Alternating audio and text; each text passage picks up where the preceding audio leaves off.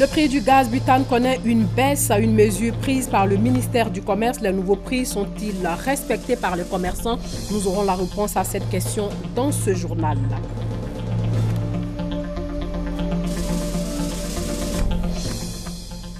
Près de 2000 candidats au brevet de technicien supérieur session 2016 n'ont pas obtenu leur convocation.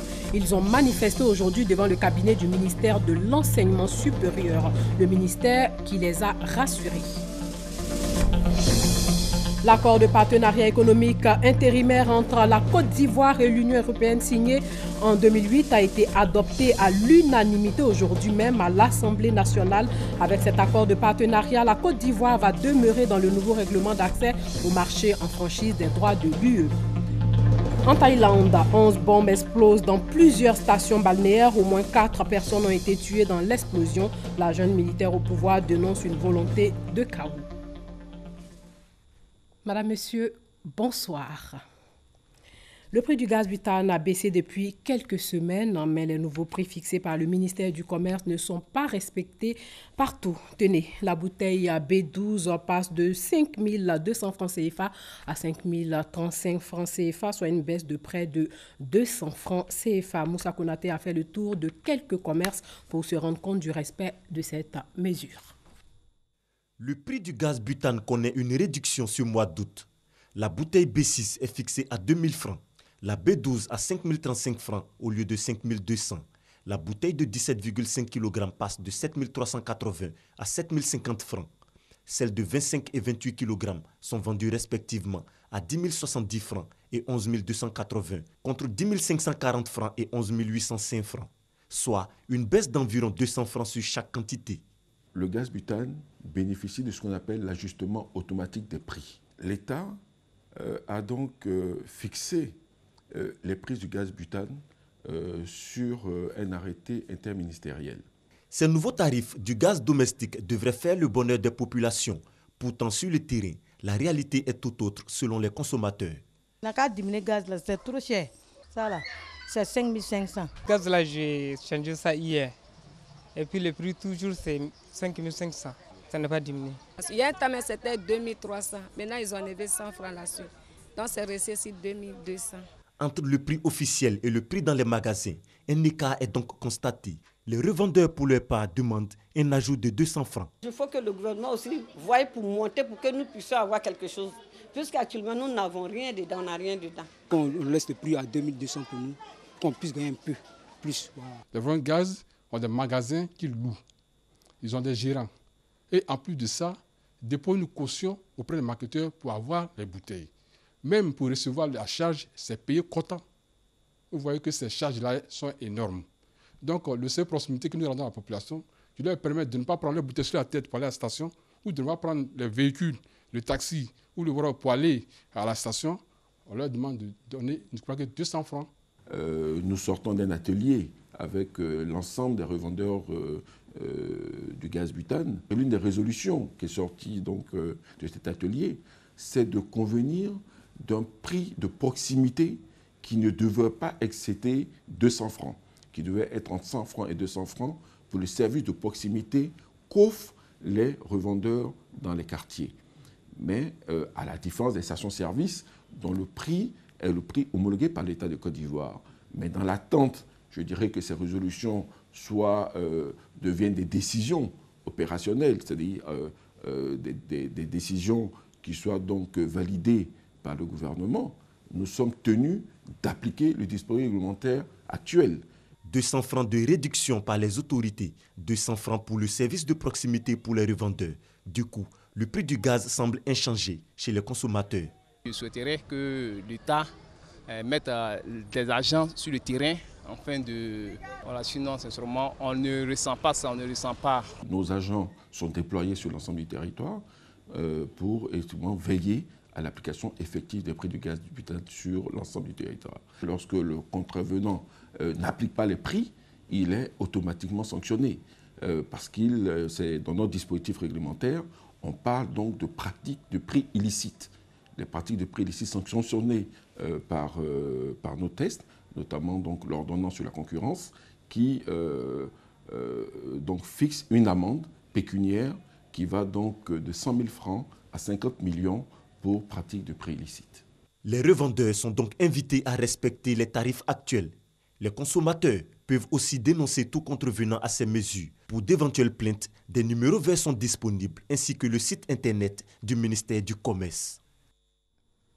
Il n'y a pas que le prix du gaz à butane qui est baissé, les prix du transport urbain et interurbain ont aussi baissé dans tout le pays. La mise en application de cette décision prise par le Haut Conseil des transporteurs était fixée au 1er août dernier, mais sur le terrain, la réalité est tout autre. Dans les régions du Béquet et du Hambol, par exemple, le document qui contient le réajustement de ces tarifs a été remis au directeur régional des transports de Béquet pour la mise en application effective de la décision. Le reportage de Walter Amadou Ouattara. Suite aux différentes baisses des prix du carburant à la pompe en Côte d'Ivoire, le chef de l'État, Alassane Ouattara, a exhorté les transporteurs à réduire les tarifs des tickets de voyage et autres déplacements interurbains. À Bouaké, cette baisse du prix est matérialisée par la remise au directeur régional des transports de Béquet d'un document comprenant la baisse des tarifs de transport.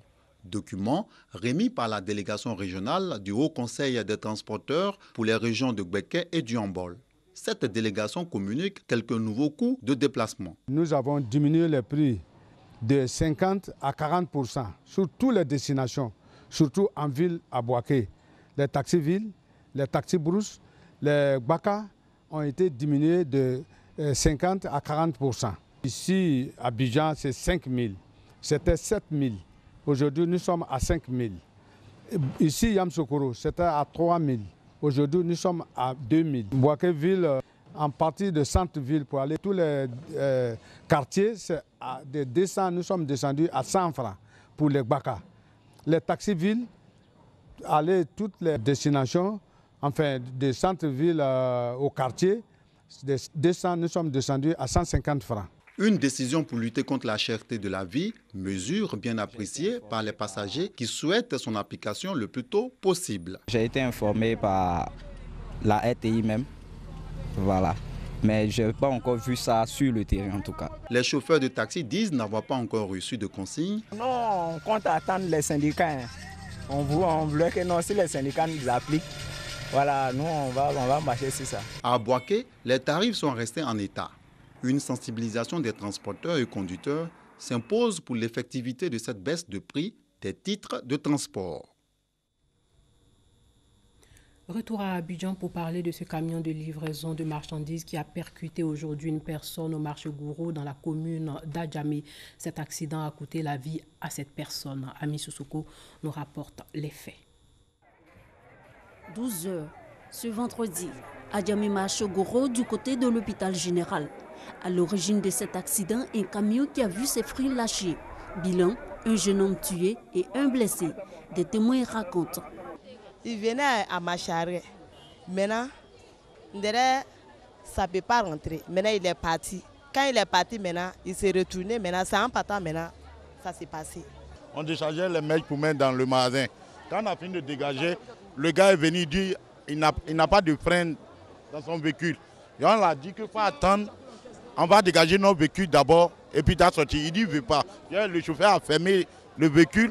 Le gars même est décédé, il a dit, il a dégagé les gens que les gens n'ont qu'à quitter sur la voie. Quand mon frère a dégagé la voiture un peu devant, dans 5 minutes, et puis lui il est descendu taper le gars. Le gars, il n'a pas de frein, c'est lui-même qui a dit il n'a pas de frein. Tu ne peux pas quitter à la zone jusqu'à arriver dans le marché sans un véhicule, sans le frein. Un drame. Le bras de la victime coincé sous l'engin lourd malgré les efforts de la police et des sapeurs-pompiers, ce jusqu'à 13h45 quand nous quittions les lieux. Selon certains propos recueillis, l'occupation anarchique de la chaussée et les mauvais stationnements seraient aussi à l'origine de cet accident. Madame le ministre était là mardi, causé avec la mairie, essayer de voir comment on pouvait essayer de désengorger à Djamé. On veut nous faire croire que ce n'est pas possible, or c'est possible. Le déguerpissement des domaines publics occupés anarchiquement.